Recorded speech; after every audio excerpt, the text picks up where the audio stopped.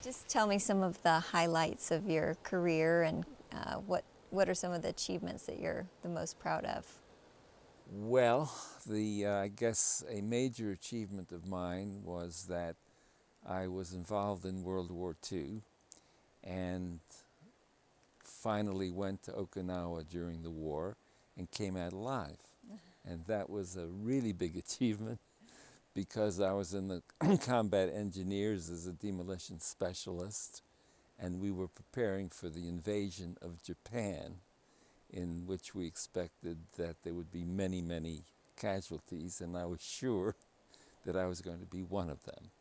So when the war ended after the dropping of the atomic bomb, that was really a lifesaver for those of us who were in Okinawa preparing to invade Japan. And was it about social work and doing social work that really appealed to you? I felt that was the kind of profession where you could be directly helpful to people. And so my first emphasis was on clinical social work.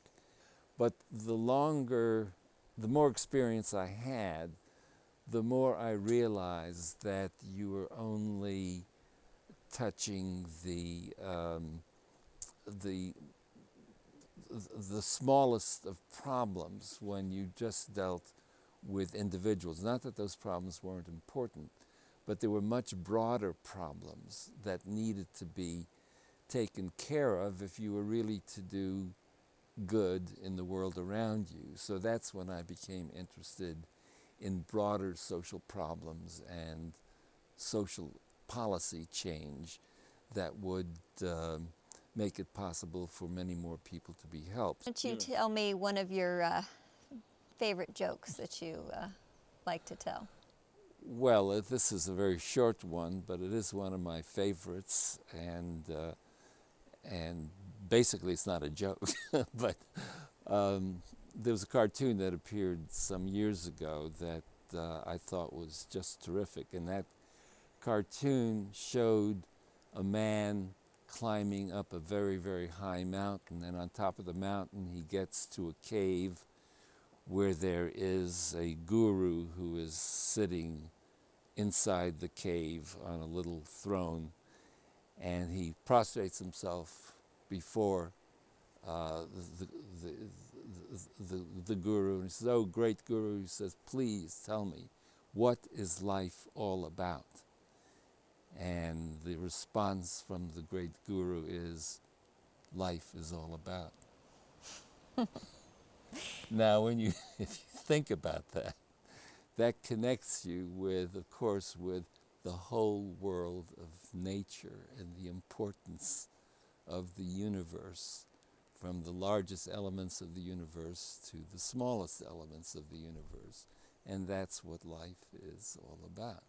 Of course, my father, Abraham, and my mother, Esther, came from small towns in Antopolia, in the part of Poland that was Russian and Polish, and went back and forth depending upon who won the last war. But my father was about 10 years older than my mother and didn't really know her at home, but came here first in order to make a living, because to get away from the terrorism and the pogroms of the Tsar of Russia. And so life was very difficult there.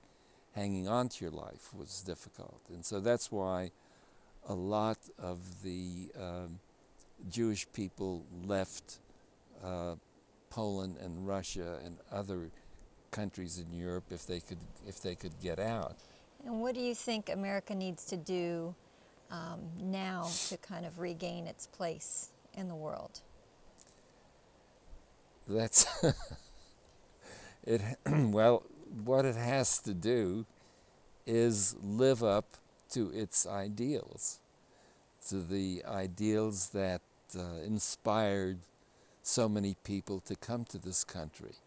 And all you have to do is to read the inscription on the Statue of Liberty and its invitation to people from around the world to who are oppressed, who are poverty-stricken, and so forth, to come to this country and to live a better life. I'm not, of course, saying the inscription exactly, but that was the meaning of it. And that's the meaning that we should continue to have. And we should continue to be a model for what freedom really means in the way we treat not only the citizens from the people who come to us from other countries, but how we treat our own people.